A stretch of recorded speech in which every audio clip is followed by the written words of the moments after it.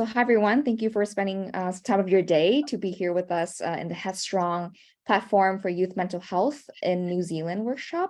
And my name is Tam, and I'm the research coordinator of the UBC Addictions and Concurrent Disorders Research Group, and I'll be moderating this session. And of course, it is my honor to have with us today two experts in the field of youth mental health, Dr. Grant Christie and Dr. Karolina Stasiak. And I'll hand it to Dr. Karolina and Dr. Grant Christie to introduce themselves. Thank you very much. Thank you for your warm introduction. Greetings from New Zealand, where it is almost, it's 9:20 in the morning of Wednesday, so I believe we are in the future. Thank you for having us at your conference. It gives me great pleasure to tell you a little bit about Headstrong, which is our new digital platform or tool to strengthen young people's mental well-being. I'm Karolina, also known as Karolina. I go by both. Stasiak, I was born in Poland, and then I made New Zealand my home. I'm a senior lecturer at the University of Auckland. I've been interested in exploring the use of digital media, digital tools, and how they can be used to support young people for a long time. Since my PhD days, I have been part of the development of Sparks. Some of you may have heard about it because it's been kind of one of our flagship products. And as of late, I've been part of the Headstrong development team, and also as of last year, the actual national implementation, which is sort of central to our presentation today. Grant, what about you?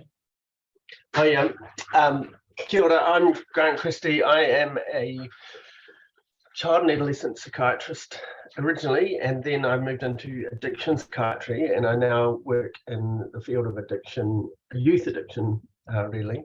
And I work in a youth addiction team, which is community-based in Auckland, and I'll talk a little bit more. I've got a slide that sort of has a website that you can refer to see the kind of things that we do. I've also worked for the University of Auckland on a number of the projects that Karolina is talking about, and yeah. And so I guess my area of interest is in terms of promotion and development of screening and treatment for youth addiction, and I've done a number of different things in that area. But today we're going to talk about Headstrong, and what we're going to do is Karolina is going to talk about the platform and kind of how it works. And I was involved in the beginning of this, and not so much recently, but I've come in later to develop an addiction course, if you like. So Karolina is going to talk about it, and I'm going to interject and be annoying. Very good.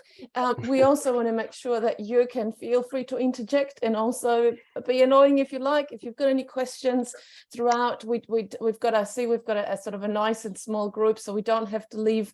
This doesn't need to feel like a long, boring seminar. We can take your questions or reflections throughout as well. So please feel free to just raise your hand, or pop up on camera, or whatever works. So very happy to do it in that sort of interactive way.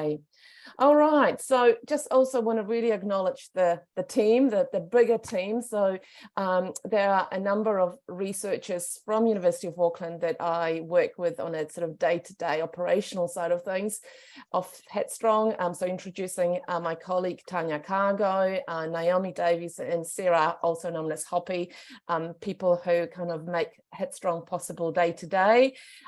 Headstrong wouldn't be possible without our software developers and our partners who are represented by an organization called Kekano, headed by Chester Holt-Quick. Also a fabulous team of emerging researchers, as well as postgraduate students who are part of the team. And Grant, you can see you are now officially added there, because I've noticed I wasn't on the slide originally. But all good. Yeah. Great. So just to sort of set the scene, if you are familiar with digital well-being tools and some of the challenges in this field, so we grappled with those, and I'm going to give you a very quick sort of introduction to where we started and how Headstrong evolved. So our concerns have been that digital mental health tools are essentially derived from treatment manuals, and that makes them seem quite sort of sometimes tedious and difficult, especially for young people to engage with. And they tend to be linear and structured, which also means you need to sort of devote a particular amount of time sort of per session. They are mainly didactic and mainly communicate through text. That is changing, and we're very excited that there has sort of been an evolution in that. As I said, designed for adults and designed for motivated adults. So you actually have to have, the concentration span and the kind of sort of time to set aside, and it may be that you do one module a week and so on and so on, and each one takes you half an hour. From a New Zealand cultural context, there have been not a lot of work, although that also is changing a little bit, but it is really important to us to have tools that are locally made, and in particularly have represent our Indigenous population, Māori, but also we've got a growing, very, very diverse community as well. And then there are a lot of, if you know this field, you know that there are a lot of commercial interests, so there's a lot of subscription-based tools which you have to pay for. That's a significant barrier, especially for young people. They simply will not have the credit card or the money or the means to pay for that. And then in amongst it all, there is a little bit of a sort of wild west in terms of tools that have been designed not necessarily with any evidence, and they may look pretty, but they actually don't offer anything of value. Karolina, so one of the things about all the tools is that, yeah, sure, there are a few that we've got that we've demonstrated efficacy for, in terms of there is research behind them.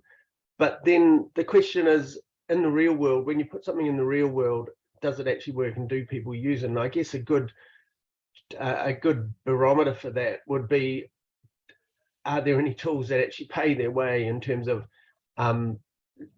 they've got evidence for efficacy and people buy them off the App Store and actually use them, and the company is kind of still running, or is making money from it?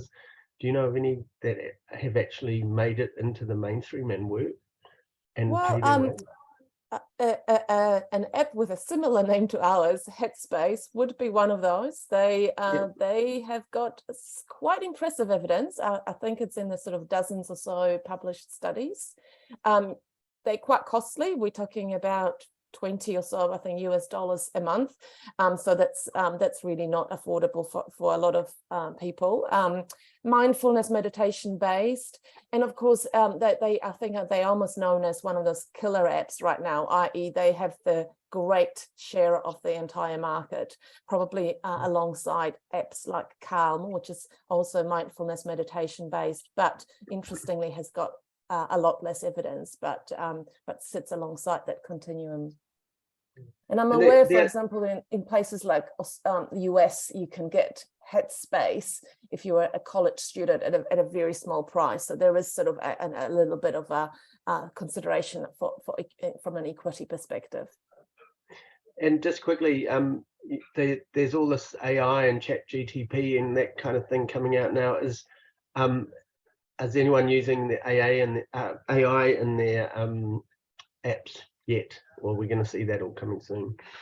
Not that I know of, although I know almost immediately after ChatGPT was launched, I think in November last year, a company or an organization called KOKO has who are in the mental health space, have started using ChatGPT to formulate responses to its users.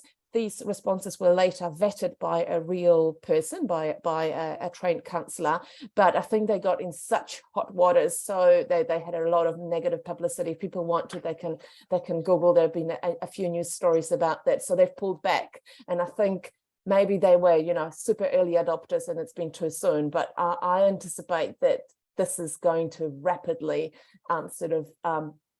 explode in the coming months. Cool. Yeah, so Yeah. those great sort of I guess reflections, Grant, from the site. Thank you. So I guess it goes without saying that we've had some, we set ourselves some goals. We were thinking about content that's more snackable. So that's kind of different to your, half an hour sessions.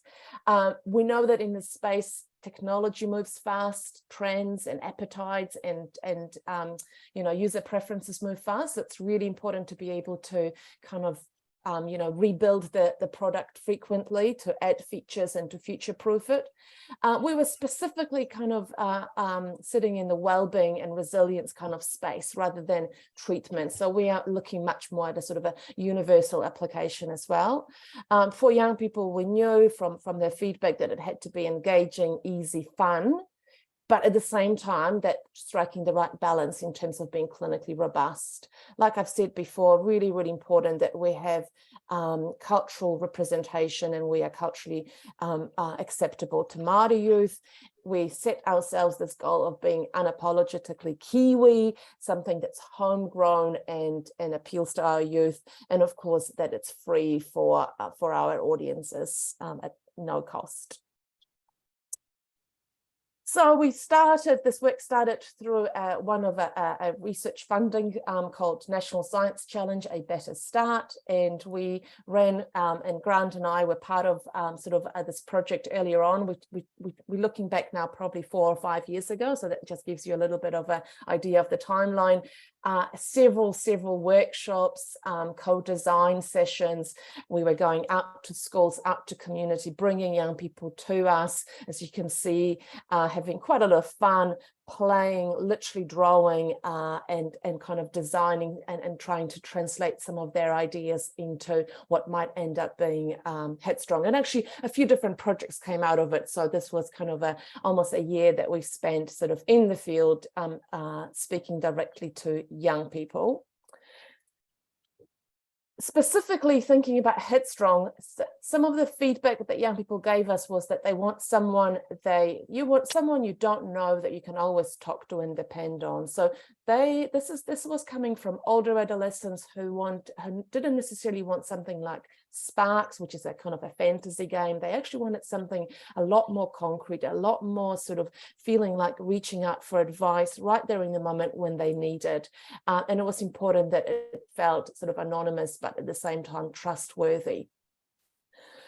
We then went and worked with human-centered design. Before you go into that, I just wonder, is there a mismatch when we ask young people what they want from a tool? They say, yeah, we want this and this is how we'd like it. And then do they actually want that, or do they end up not using something that they say that they want?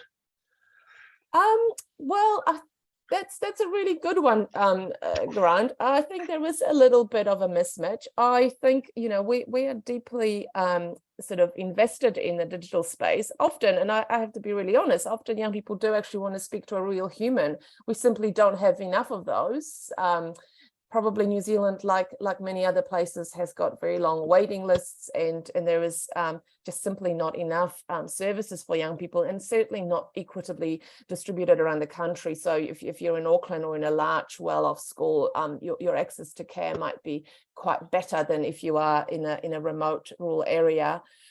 With regards to digital tools and kind of their preferences and what they use, I think it's really important that we offer young people choices. So Headstrong is one of different tools that our team have been working on, and also one of many different tools that are available. So I think it's trying to also kind of build a, like a market segmentation, and understand that you can appeal to different people using different techniques and different strategies.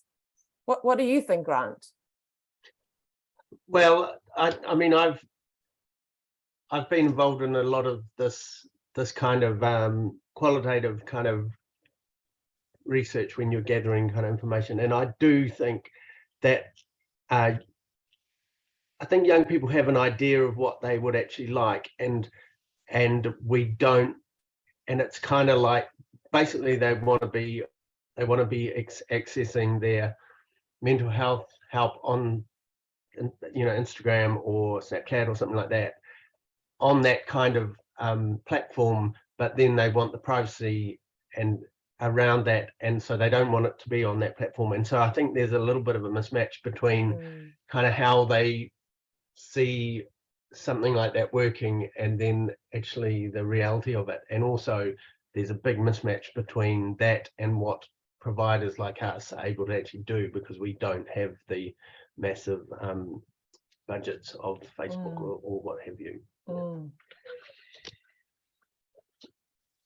Well, yes, we can sort of, we could talk about budgets and also things like, and I'll touch on later on things like marketing. Those are also things that are very difficult to compete with in terms of, our ability to reach out young people. If you've ever done anything in the software space, you have to go and ultimately speak with software experts, but also in between sort of doing the hard coding, there are these experts called human-centered design or human-computer interaction design. We reached out to a company, as you can see here, we again, many sessions, very intensive, sometimes sort of whole day kind of workshops. And you can see one thing you will be able to see is a lot of Post-it notes. And so this is kind of the ideation stage. This is where our team were able to now take our ideas and kind of have them sort of filtered through the kind of expert eye. Grant, I think you're in one of those images looking very, very stern. And I think we were using a technique called the Crazy 8. And it really pushes your sort of creativity to the max, because I think in something like 8 minutes, you've got to come with 8 consecutive creative ideas and then have them judged by your fellow team. And you kind of go really, really intensely into that kind of creative part of your brain, and then the experts kind of help you distill the best idea that they think. They also understand that your budget, your constraints, and they have also been speaking to young people as well. Grant, do you want to comment on that part of our journey? Well, I haven't been involved with the creatives recently, but in the past, there's always been quite a lot of tension between, as a clinician and having a vision of what, young people might need in terms of therapy, and then the creatives are coming in from their point of view and trying to enforce their ideas on you, and you end up in this, we ended up, I'm not sure if it's been more synergistic recently, in a little bit of a, conflict with people having to compromise. And when I look back at it, I think in some way, in some aspects, the creatives were right, and in other aspects they were wrong, and we should have gone with what we wanted to do. And unfortunately, I guess it's difficult to pick the winners from both of those sides. And so we've ended up with tools. We've developed a few tools together, Karolina and I, and some of them, there's really good aspects of them, but you look at it and say, oh God, I wish we'd just done this, and ignored the creative people and stuff. Would you agree with that, Karolina? Yeah, I think compromise is probably putting it softly, but yes, you also again working. This is sort of a premier kind of agency from New Zealand. They are also used to different budgets, so they go out and work with big commercial companies, whether it's banks or big retailers. So they also work really, really, really fast.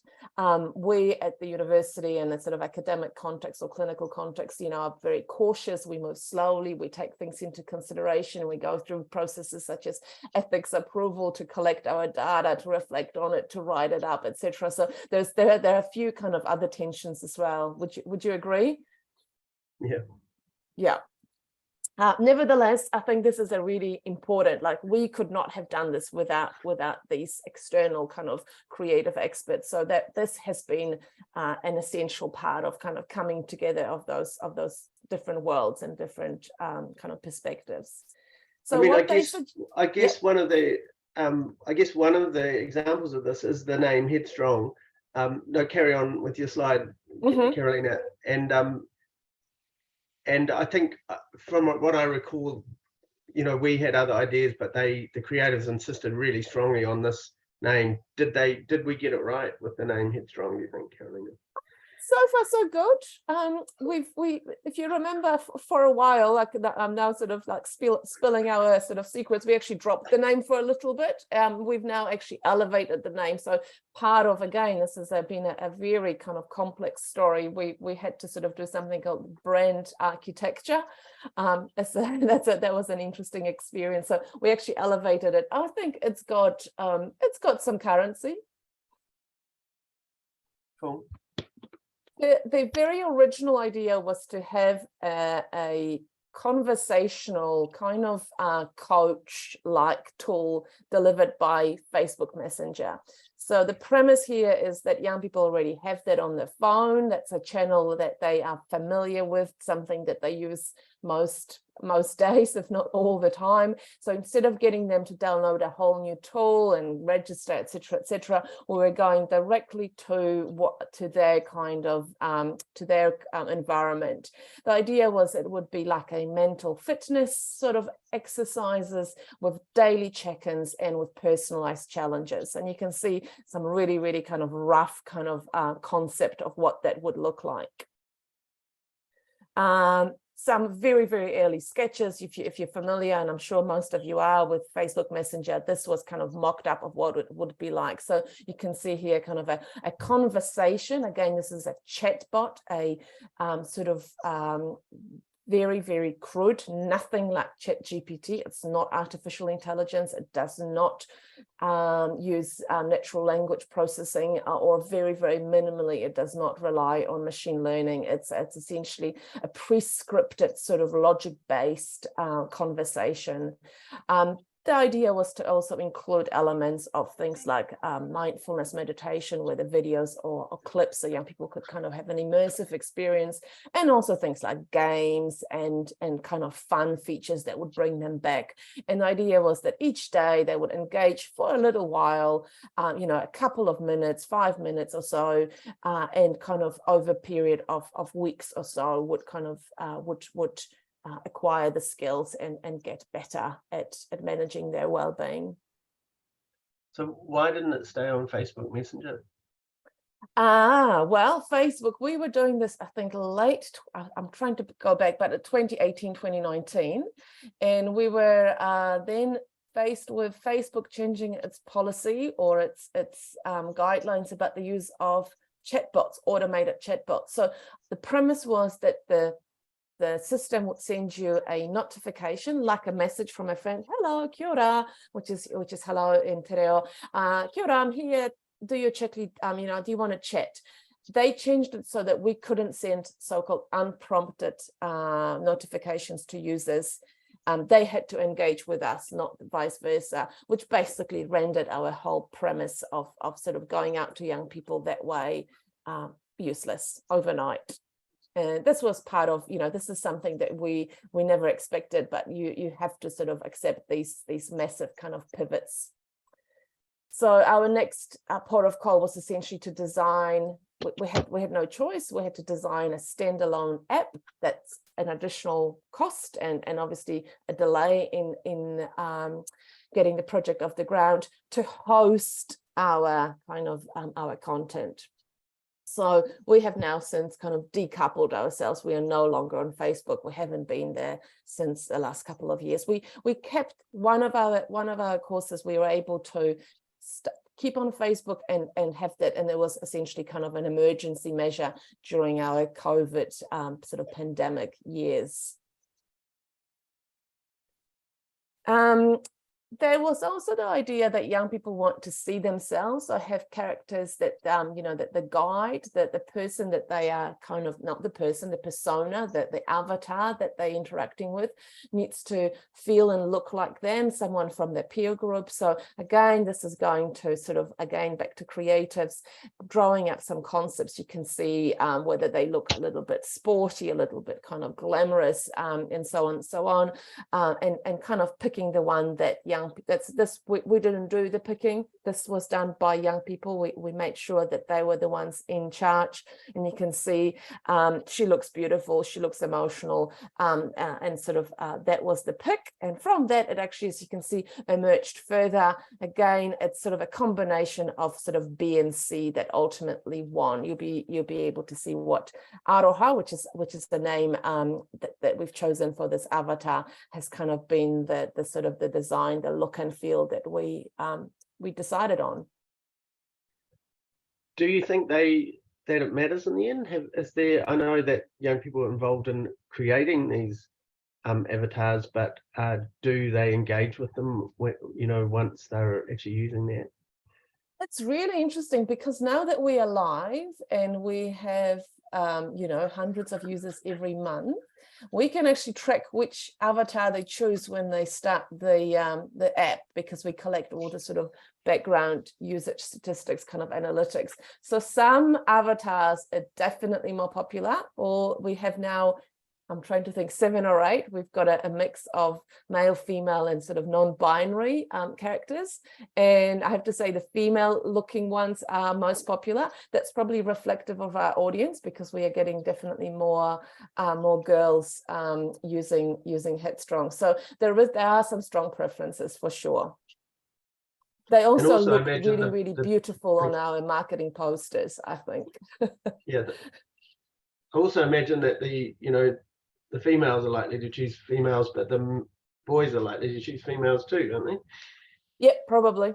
As their coach. Yeah. We haven't some of the very detailed data is our analytics are evolving as well, so we haven't been able to dig into every single piece of it, but that's also something that we definitely want to do in terms of our disseminating our learning and kind of presenting some of this detailed work. So we are sitting on a substantial sort of database of information from the sort of real world. We call it real world because they're not research participants anymore. Another good thing that came out of our collaboration with the experts was that at the back of Headstrong sits what we call a sort of a flexible CMS, content management system. So that was, if you remember, quite important to us. It looks a little bit like this when you look at the kind of architecture. If you feel like you want to read a paper about this, we have a kind of a science, sort of computer science paper written by our experts about this. This allows us essentially to create new content. So we have kind of modularized this, and in theory, you don't have to be a software engineer or an expert. You can be someone like Grant, who's a clinician, and work with it. We've grown the system to be a little bit more complicated. So it can look like this. This is one of the modules. So you can see it's not really a linear. It's got a lot of contingencies, and some of the stuff is now kind of what we call hard coded. So you actually, we work in tandem. Some of it can be done by people who are trained in using CMS, and some of it has to be done by our software guys. All right, so again, I'm fast forwarding because we've also had to sort of survive, figuratively, sort of speaking, the pandemic. And as of last year, sort of in the earlier last year, we have been very, very fortunate, very humbled to launch Headstrong nationally. This is done with public funding. This is done originally through what we have Ministry of Health in New Zealand, now called Te Whatu Ora, who are the sort of Health New Zealand sort of organization. And we've been chosen to be the provider for this. So as of last year, we are available through app stores on both iOS and Android to anybody with a New Zealand IP address. We sit alongside other tools that are publicly funded. There are a few tools for sort of what we call all ages or for adults, a number of tools that are supported for young people. And you can see these are sort of, I've just picked it up from the official sort of website. And of course, as you can imagine, this is not the entire landscape. There are also other tools in New Zealand funded by NGOs, philanthropic funding or private businesses, etc., etc. We're talking about publicly funded resources. So in a nutshell, we call ourselves, in an app, but we sometimes use the word chatbot because we are using the chatbot technology. Our tool is designed for young people 13 to 18, but our evaluation and work actually extends to 24. Developed by researchers and clinicians affiliated with the University of Auckland, publicly funded through Te Whatu Ora, co-designed with young people. In terms of our approaches, the sort of evidence that we use is it's based on the sort of mainstay of talking therapy, CBT, IPT, but also, of course, positive psychology. And Grant will tell you a lot more about some of the substance use harm minimization strategies. Like I've said before, it is a broad intervention. It's meant to be appealing to anyone rather than to people who are experiencing significant distress. So we are building young people's coping skills and resilience. And we are we frame it as a kind of a personal trainer for your mind. At the moment, we are offering what we call sometimes 3 courses or 3 interventions. They have been bundled together into Headstrong. Foundations is the sort of our primary or our main course, which with the work started, what we call daily skills for thinking and feeling better. Stress detox is specifically created with stress in mind, and we also have got a course which was developed originally during COVID times. It is now undergoing rapid development to be more of a bicultural course to support young people's well-being, and it's bringing te ao Māori concepts, so the Māori worldview and Māori Indigenous concepts to the forefront, and it's bringing them together, kind of sitting side by side with some of the sort of Western kind of practice. And we've got in a moment, Grant will talk you through some new work. We've got youth addiction work and also work by Dr. Sarah Hopkins on physical activity. I'll just show you a little bit of what it looks like to kind of engage with Headstrong. These are super short clips. So essentially you go and you choose. So these are some of our avatars, our guides. They've got their names and different looks and feels. Young people get to choose the course they want, the avatar they like the look of, and then they launch the program or launch the app. And it sort of feels conversational. You can see Olivia's introducing herself and so on. This is what it looks like a little bit once you are in that kind of conversational space.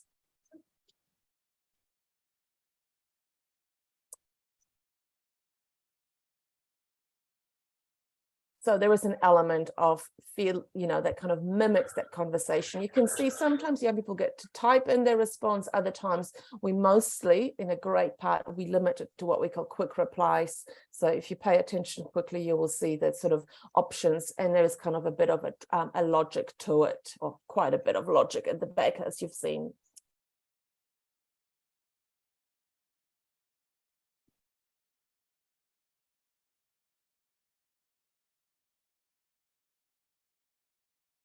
All right, and just a couple of more screenshots just to give you an idea of what it looks like. It's not just all text. We've got things like inspirational sort of posters, messages, jokes. We use GIFs, we use a lot of emojis, as you can see, trying to communicate with young people using the kind of language they expect and use with each other. If you're running an app, you absolutely must have so-called dark mode, which is, the sort of the how young people prefer to use it, especially if they're using it late at night and don't want other people to see that they've got a bright screen in front of their face. We've kept some of those games and some of those sort of engaging elements. And I could speak for a whole hour or longer just about what's in Headstrong, but I'm going to hand over to Grant to tell you about some of the new content that's specific to his expertise. Yeah, so thanks. And I guess in terms of this conference, it's about kind of overdose and youth addiction and that kind of stuff. So I guess this is to give you a taste of what how we are going to take youth addiction treatment principles, and put them into an app such as this. This first slide, that's just the website for the service which I work for and have run for the last 20 years or so. If you want to have a look at that, just flick through that. And and I mean, everyone here will know this, but I just, in terms of thinking about how we might take the Headstrong app and apply it to youth substance use, it's developmentally, it's something that is not, it's kind of normal to use substances, through teenage and into adulthood, but it's the ones that what we're aiming to do in terms of youth AOD treatment is to try to intercept and change trajectories for those young people who are on a trajectory to sort of developing more significant problems, and these just on the slide there are the some kind of key attributes of those young people that are more at risk, those who start using easily, use frequently and heavily, with innate sort of traits of impulsivity and thrill seeking. If you develop tolerance to substances early, or there's a family history of substance use disorder, you're more likely to kind of go on and have problems later. And of course, mental illness and adverse socio-economic situations. So move on, Karolina, but that's just to kind of set the scene in terms of when I'm thinking about how do we apply the Headstrong app and for young people. There are similarities, of course, and there's also differences. And the key differences are that often the young people who we see in our service, and those who we don't see in our service, who we'd like to, they don't usually see themselves as having a kind of problem. Whereas young people with anxiety and depression are feeling stressed, are feeling worried, they've got behaviors that they're not happy about in terms of, say, OCD type kind of stuff, and so they're looking for help. Whereas with AOD problems, it's it's always, yeah, this is a problem in some ways, but it's usually helpful as well, and it's a solution for them.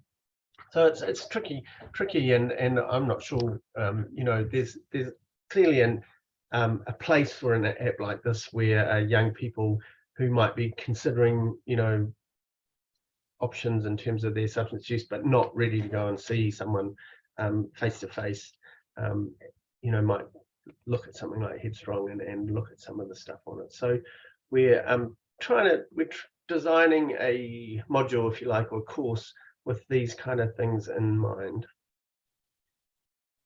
Next slide. Yep. So we're in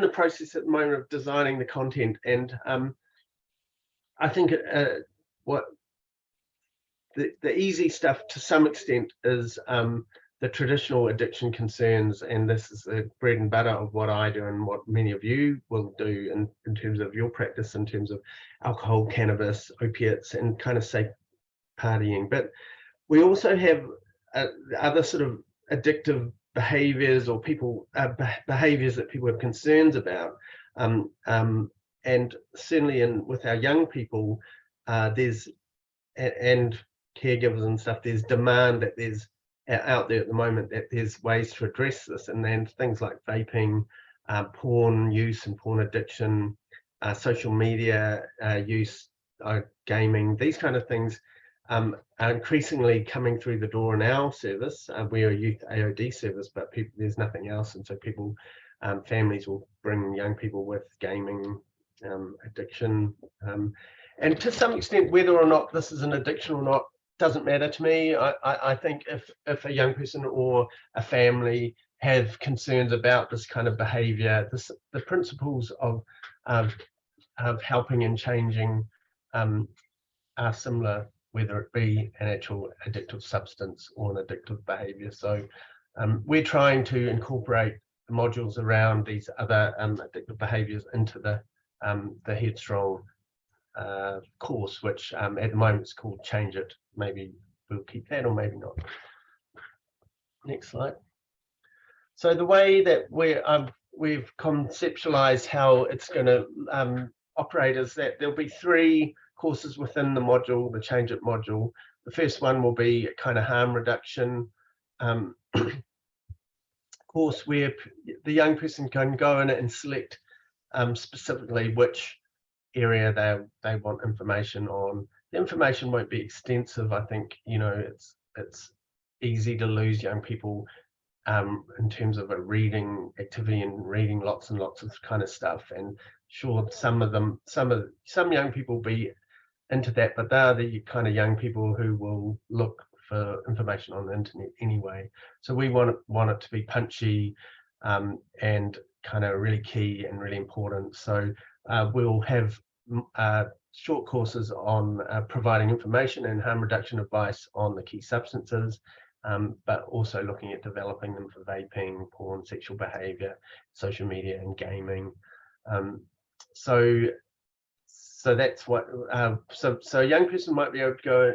Will go into the change it and be able to say, "Oh yeah, I want to know about this," and select that. And the information, as we saw in the examples of the modules that Karolina was showing, it's quite conversational. I'm imagining for this course, there's not going to be a lot of to and froing, and it's going to be more, you know, what do you want information about? Here it is. Do you want more? Here's some more, kind of thing. So yeah, there's not too much conversational kind of stuff. The next module is a more for the young person who's contemplating, not so much just wanting information, but contemplating change. And this will have a much more of a conversational feel to it, and there'll be kind of to and fro with the chatbot, or the robots or the avatars. We'll have screening instrument type kind of questions based on the substances and choices scale, which is a screening instrument developed here in New Zealand, and we'll be adapting that to that's based on addictive substances, but we'll adapt that to some of these behavioral addictions also. Other kind of activities or things in this module will be a sort of pros and cons, yeah, good things, less good things, activity about someone's substance use or addictive behavior, and also another course will be a kind of values activity, which is a motivational interviewing type thing that we can do with young people, and I've developed in the past prototypes of apps that do sort of this values type game, and so we'll kind of base it on that. The final module at this point anyway will be for those young people who are more in an action phase and wanting to make changes to their substance use. So this will be advice and tips about how to cut down on substance use, how to cope with cravings. There'll be a goal planning module, which is of course, you know, really key to any sort of substance use treatment. There'll be a module on if a young person's wanting to detox themselves essentially at home, and you know, different tips and tricks that they might do, and information that they might need to embark on something like that. There'll be and this will probably link into other modules in the in the Headstrong app, but distress tolerance type kind of activities such as mindfulness and relaxation and things that a young person can do to get through withdrawal or cravings, that kind of thing. Finally, there's a part of Headstrong which schedules activities, and so we'll link into that and provide a kind of route for a young person who's wanting to replace their substance use or their addictive behavior with other things. That's a kind of, we've started work on the harm reduction module, and that's the other things that are kind of in the planning stage at this stage. But in terms of taking Headstrong and how do we apply it to an addiction kind of framework, that's how I've seen it, and that's how I'm doing it at the moment. But I'd be really interested in other people's ideas and ways that they feel that something like this could be used. So back to you, Karolina. Thanks, Grant. So this is really exciting for us, because that has been the kind of the vision for Headstrong, is to grow to be that kind of trusted place, a trusted, sometimes we call it platform, but it is essentially sort of a kind of a digital library of different tools and resources. We call them courses. We can't come up sometimes with better words. We might have to do some creative writing courses, and so we've embarked on this piece of work with Grant fairly recently, just to tell you a little bit about some of the stuff that goes alongside, is kind of choosing color scheme, and then working with a designer to have some of the sort of images that go with it. We now are starting to, like Grant, you've explained, we're kind of going to have different modules. Each module has kind of like a set of skills, so there is sort of quite a lot of work also from our computer experts that kind of they dice it and splice it to then fit into the kind of style of the course that Grant wants to design. So we're probably looking, and then of course the next thing is always to do a very thorough beta testing, and that's something that we're probably hoping to do in the coming months as well, sort of, so that the course will probably be launched towards the end of second half of this year. So we're trying to move as fast as we can, but we're realizing that there's quite a lot to build it from ground up. Would you agree? Yeah. So just to sort of finish us off, to kind of I've gathered some reflections and just tell you a little bit of what it's been like to actually the other three courses that I've mentioned, which are Foundation, Stress Detox, and Aroha, have been now live since May last year, so getting close to 1 year. So as a team, we have moved from essentially being a research team that have been dabbling and doing a little bit of technology, to being essentially a technology team that are doing quite a bit of research, and that had to sort of again talk about compromises and working our way. So that's been kind of a mind shift, I guess, for us. We wouldn't be able to do this ourselves, as a university team of researchers, lecturers. We don't know what we do when we technology. We have a great partnership here with Kekino. We then also realize, for example, that software people do sort of things like back end hard coding architecture, but different people do beautiful designs and user experience. So that's a different partner called Addition. And then when it comes to things like marketing, telling young people a compelling story about producing digital advertisements, that's a whole different ballgame. And here we're working with yet another provider called Run, who have been doing that work with us. This is a little bit about our marketing. So again, going directly to young people, not running a research project, but actually attempting to reach the population of New Zealand, means we've got a multi-pronged marketing campaign. We've been learning about how to do that. That goes to sort of social media. Of course, that's where young people are. Young people are very tricky target audience, because we can't, being under 18, we can't specifically kind of tailor things to them using social media, because that's good practice, but there are ways, again, that our marketing partners help us. We also got some kind of traditional ads in things like, for example, Flavour, for those of you who don't know, is a New Zealand radio. We are also going to print, speaking directly to schools, so that's also through things like that. We've also been doing kind of reach out, directly going to our end users. Here you can see some of the team at an event called Polyfest, which is like a very multicultural sort of event that goes on for 4 days, where literally hundreds of schools compete and kind of spend several days sort of learning about each other's culture and binge on lollies. We had like a sort of a stand Headstrong, with lots of giveaways and actually demonstrating Headstrong, and collecting feedback from young people.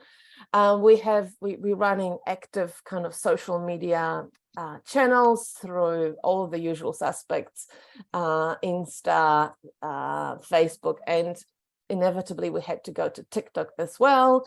So that's another arm of our project as well. good things take time. So this presentation that Grant and I just took you through was, you know, sort of, I don't know, half an hour, 45 minutes, but really that's condensing now a good, I think, 7-8 years of time. So the very early work that we've done was under a research project. It wasn't until really May 2022 when we've done the launch, and now we are a public kind of venture. But as you can see, there were multiple steps along the way and multiple projects that led to all of this happening. And I guess I will finish with some kind of final thoughts, and Grant, please feel free to chime in. So the challenges in terms of reaching young people is really difficult. They are a discerning audience, so getting a cut through and selling a particularly compelling story isn't easy. We're learning about that. Keeping up with technology has been an enormous challenge. So you've heard about us, you know, developing something for Facebook and then having to completely move away from it, building one app and then literally rebuilding it completely, moving from one type of server to AWS servers because that was the request of the funders. There have been an enormous amount of changes. We have been working very hard to stay both clinically robust and be engaging, and there's a little bit of a tension. I guess for us, we are still in the process of finding the right place for where digital mental health fits within a wider society and within our challenged in terms of mental health system, and our health system in New Zealand is also undergoing some changes. So finding where digital fits in is a bit tricky. And then I guess I could do a whole presentation. I'd probably speak for a whole day about some of the challenges of working in an organization that's a university, it's an academic, it's a traditional organization, not an agile business, and then doing things like rolling out digital tools. But we've learned heaps, and we keep on keeping on. Anything else on the challenges side, Grant? I think what I would say, Karolina, is that that initial slide that you showed of the team, that's changed significantly over the years, and there's one steady presence there, and that's you. And so, the challenges are staying focused and on a path, and there's a lot of people come and go in these kind of processes, and big ups to you for staying there through thick and thin, because I think it's just challenging personally to be in this area, because there are because of all the things on the slides there, but there's all these cutting through all these things are frustrating and annoying, and when you're constantly trying to get funding and fighting for these kind of things, it's a real challenge. So perseverance, very important. Perseverance. Oh, Grant, you have been there Passion. the whole way through. You've just we have excellent ways of reaching out to you, and you are always available. Dipped out and dipped in, yeah. So just to finish on the positive, because that's what we do, positive thinking. I think the opportunities are still there. They're not to be sneezed at. So the scalability is certainly important. So we think we are reaching out to young people that we might not be able to reach out sort of with traditional means. We obviously want to do more, and we are approaching kind of a second phase of Headstrong from the middle of this year, and we want to do things smartly there. I guess the couple of 3 years of the pandemic has taught us a lot about public health, and I think we need to be smart about kind of using the kind of digital public health to widen the dissemination of psychological treatments and strategies. There is still, and I guess that's the thing that's been keeping me firmly involved in this project, is the scope to innovate. I think that's been really exciting. Kind of on one hand, keeping up with technology is challenging. On the other hand, there are always some really, really interesting things you can kind of get your teeth into. And in fact, that sort of some of those tensions that we spoke of, the meeting of the different worlds, academic, commercial, that actually has been also very rewarding at times, because it opens up your mind to different ways of thinking. And we have been able, despite some of the challenges, we have been able to make it work. And we've learned a lot. I think we've taught our partners quite a lot as well about things that that are important to us. And I think we do share that common vision. What about you, Grant? Anything to add to the positive?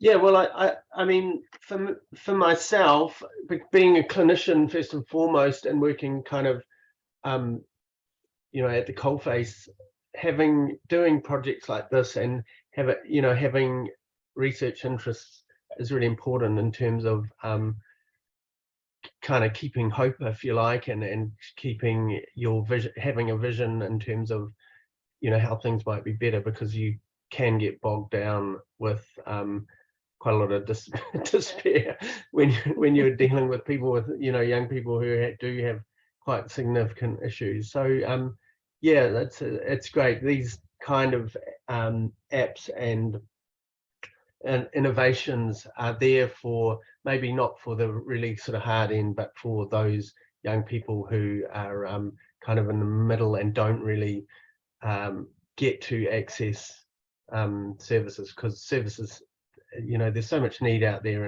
and services end up seeing only the very, very severe young people who, you know, have really quite significant problems and need the services. So these opportunities that we have through you know, development of new kind of interventions is really exciting for that reason. All right, so that's so much for a short and snappy presentation, Grant. I think we are literally on the you know, hitting the mark. So do reach out. You can see our email addresses. We are very keen to keep this conversation going. If you've got some reflections now, I think we've probably got just a couple of minutes. You can also follow us on social media if you feel that way inclined. I don't believe Headstrong is available outside of New Zealand. It is limited to New Zealand sort of region for the reasons of being publicly funded. That's not to say that we will not want to have a conversation about in the future. There are some obviously commercial IP reasons behind it, but which are sort of above my pay grade, but that's something that we also would like to in the future, you know, explore. But otherwise, big thank you to the organizers for having us, and thank you for not putting us at the 4 a.m. slot, our 4 a.m., because that would have been quite challenging. And thank you happened, I think. I don't think so. I don't think so. And I don't know. I'm just trying to see if there are any questions. No, not that. Oh, I can see